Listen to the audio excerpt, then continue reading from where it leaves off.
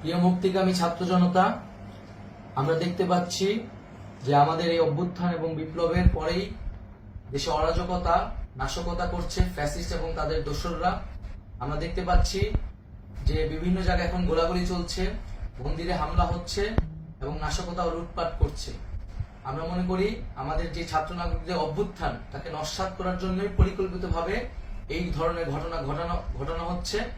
আমরা মুক্তিকামী ছাত্র জনতাকে সজাগ এবং সতর্ক থাকতে আহ্বান জানাচ্ছি এবং আমাদের যে অন্তর্বর্তীকালীন সরকার, আমরা সেই সরকারের যে প্রস্তাবনা 24 ঘন্টার সময় নিয়েছিলাম, জরুরি পরিস্থিতি মোতাবেক আমরা এখনই তার একটি রূপরেখা ঘোষণা করছি। আমরা সিদ্ধান্ত নিয়েছি যে সর্বজন গ্রহণযোগ্য আন্তর্জাতিক খ্যাতিসম্পন্ন নোবেল পুরস্কার বিজয়ী ডক্টর মোহাম্মদ ইউনূসকে প্রধান উপদেষ্টা করে অন্তর্বর্তীকালীন সরকার গঠন করা হবে এবং ডক্টর মোহাম্মদ ইউনূসের সাথেও আমাদের কথা হয়েছে। তিনি ছাত্র জনতার আহ্বানে বাংলাদেশকে রক্ষা করতে এই গুরু দায়িত্ব নিতে সম্মত হয়েছে। আমরা সকালের মধ্যেই আমরা এই সরকার গঠনের প্রক্রিয়া দেখতে চাই। রাষ্ট্রপতির কাছে আহ্বান থাকবে যে দ্রুত সময়ের মধ্যে ডক্টর মোহাম্মদ ইউনূসকে প্রধান উপদেষ্টা করে অন্তর্বর্তীকালীন সরকার গঠন করা হোক এবং এই অন্তর্বর্তীকালীন সরকারের বাকি সদস্যদের নামও আমরা সকালের মধ্যে ঘোষণা করব।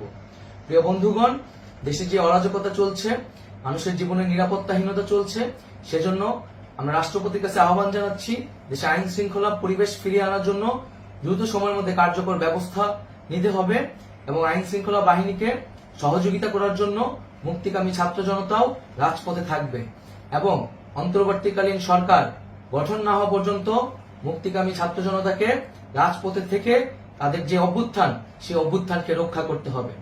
প্রিয় বন্ধুগণ, আমরা রক্ত দিয়েছি, শহীদ হয়েছি।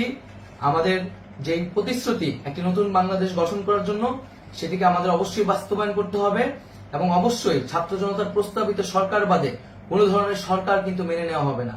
আমরা বলেছি কোনো ধরনের সেনা শাসিত সরকার অথবা সেনা সমর্থিত সরকার অথবা এই ফ্যাসিস্টদের দোসরদের কোনো বিটিম সরকার কিন্তু আমরা মেনে নেব না। কোনো গণবিরোধী সরকারকে মেনে নেওয়া হবে না।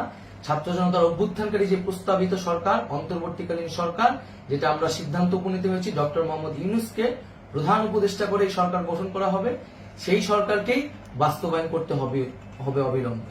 আগামীকাল সকাল থেকে সকলকে আহ্বান জানাচ্ছি রাজপথে থাকার জন্য এবং আমাদের যে সাম্প্রদায়িক সম্প্রীতি এবং রাষ্ট্রীয় সম্পদ রক্ষা কমিটির ঘোষণা হয়েছে বৈষম্যবিরোধী ছাত্র আন্দোলনের নেতৃত্বে, সকল পাড়ায় পাড়ায় এলাকায় এলাকায় সেই কমিটি পাহারায় থাকবে। আমাদের সংখ্যালঘু কমিউনিটিকে আমাদের রক্ষা করতে হবে, রাষ্ট্রীয় সম্পদ এবং এই দেশকে রক্ষা করতে হবে আমাদের।